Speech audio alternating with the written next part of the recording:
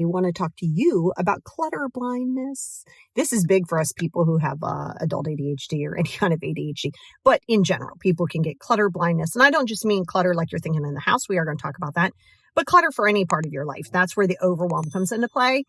And clutter blindness is a thing. And I'm going to give you an example of mine. You may be able to relate to this. You may not. That's fine. But I want to give it to you so you can understand. So let's say, and this is true life, like real life.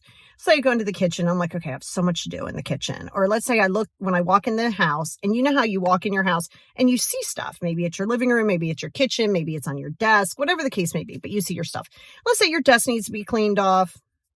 Facts. You maybe need to vacuum. You can see maybe there's shoes here. Maybe there's dishes in the sink. Maybe there's stuff on the table. And in your brain, you go, okay, I got things to clean. And you go, you know what? I think I want to clean the linen closet. Or you're like, you know what? I'm going to clean the pantry. Okay, we can't see those things, right? So, but it's easy because it's a condensed space. And you're like, okay, the linen closet's going to suck. Because the first thing is you already have a bad mindset. You go, oh, it's going to suck. Everything's going to suck. You got to stop with that. We got to flip that mindset. Stop with the whole, oh, I have so much to do.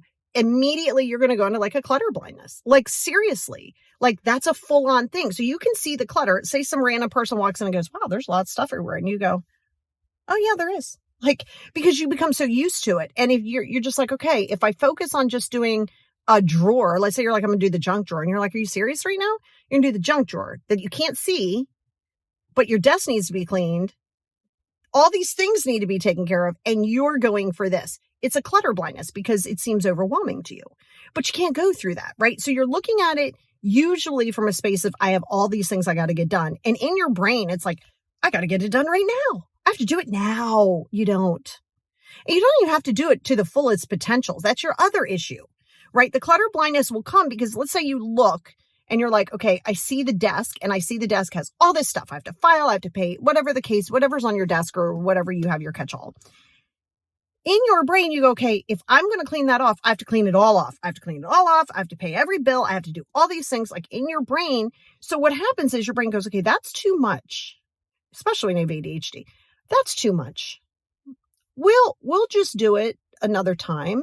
But if I focus on something like this, it's really small, I can take care of it. Meanwhile, that's kind of irrelevant, but you don't have to this is where the micro goals come into play. Episode 37 of my podcast will talk to you about micro goals, but you don't have to do it all. You don't even have to do it all right. Don't go buy the stuff. See, here's the thing. I've done this. I've gone to the Container Store. I've spent an enormous amount of money. I haven't even decluttered things at the time. I got the pretty baskets. I got the pretty color coordination. I got the labels. But it's all strewn all over things. But it's easier for me to focus on what that end goal is going to look like than to deal with the clutter blindness.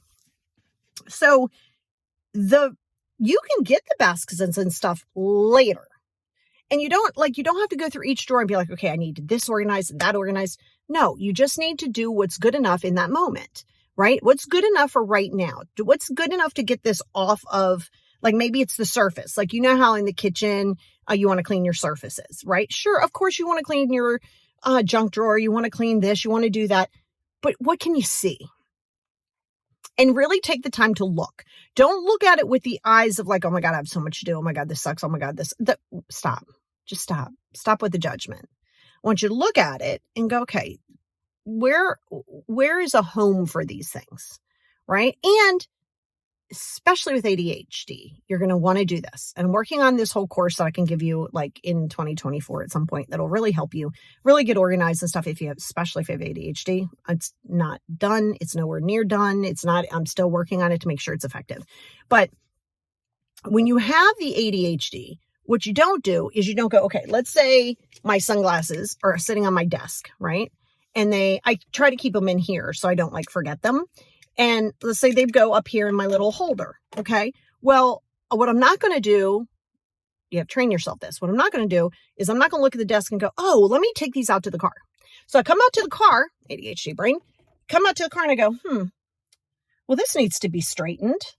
And then I start cleaning in here. And then I'm like, okay, well, this needs to go up to the laundry. Well, now I'm in the laundry room doing stuff. No. We're in pump your brakes, because that's going to cause not only clutter blindness, it's going to cause overwhelm for you.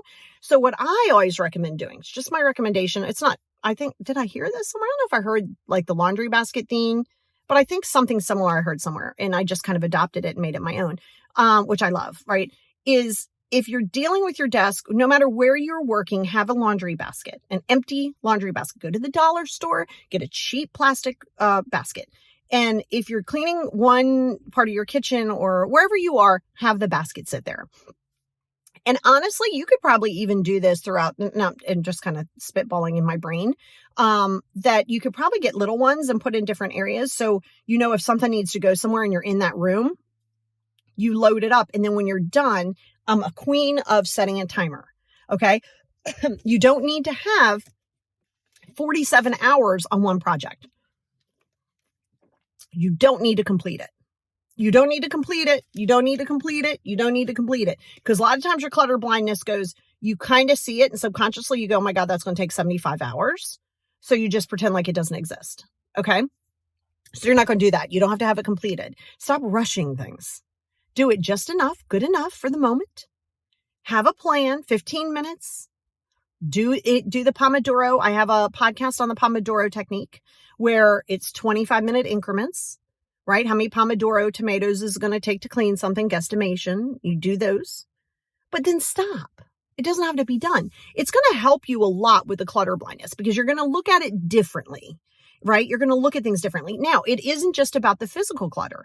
It's about the emotional clutter too. Okay. So I see this a lot in my practice. I have people all over the world. Same thing, no matter where you are, is, you just don't want to deal with things. You're like, oh God, it's almost like emotional clutter blindness. You're like, I know it's there. I don't feel like dealing with it. Ugh, it's a lot. I don't want to deal with that. So you kind of know it's there, but you kind of pretend like it doesn't exist, which creates more problems. Just like the overwhelm in the house. Now you're overwhelmed there. You're overwhelmed this because it's too much. So that's why you have to always go to the root and just start, right? So you have to be committed to doing the uncomfortable work. And this is all part of that clutter blindness. If you turn on your phone, let's say you pull out your phone and you see let's say you have your email on there and it says 2,564 emails. And most of them are like spam or whatever. You will sit there and scroll on your phone, or not scroll on your phone, but you'll grab your phone. You'll see this big red number that says, 200 and 2000 and some. Okay. You don't care. You've now stopped seeing it. It's there. You're just like, it's there. But what you don't realize is you don't consciously know it. Usually subconsciously, again, your human brain goes, I know it's there. I'll just store it here away so I don't have to deal with it. You think by not dealing with it, it's helping you. I promise you it is not. It's creating so many more issues. So you literally have like a clutter blindness of your email. And that's why you want to dedicate time, right? Because dedicate time to unsubscribe. You know how you get those like nonsense? You're like, I don't know how I got it for I don't know, my new tools because I need new tools. I'm like, bro, I don't do tool work. I don't need wrenches. I have them. I don't need them. But you just kind of delete it. Take time to go and unsubscribe. You think that it's going to be a nightmare, but if you give yourself 5 or 10 minutes a day as they come, and then after a while, as they come in, when you check your email, you just go on and unsubscribe. If you know how they sometimes you can't see it, go and just block the contact, right? But what it does is it starts to make it easier because the clutter blindness usually comes from the overwhelm. So when you're overwhelmed, you're sitting in the space of oh my God, I don't see it, but I can't see it, but I want to see it, but I can't. You start going through all of this. So I want you to take some stock and go, okay, what's some emotional clutter that you haven't dealt with, right? Emotional clutter, that's yours. I don't know what it's going to be. It's going to be different for you. What is your physical clutter that you see? Physical in your house, in your desk, in your office, in your car. What's your physical clutter? Take time to look at it. Don't look at it with judgment.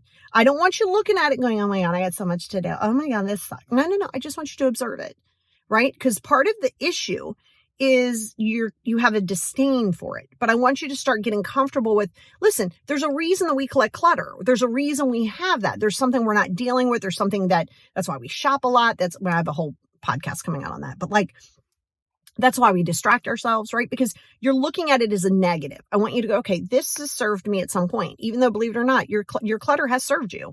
There's been something that you felt in control of. Maybe you bought too many of these. Maybe every time you go to the store, you buy new socks and you're like, okay, I probably don't need 743 pairs of socks, but I like these socks. And okay, it served a purpose for the moment.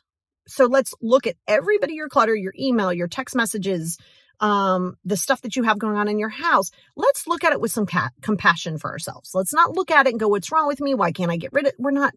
No, compassion. Look at yourself compassionately through compassionate eyes.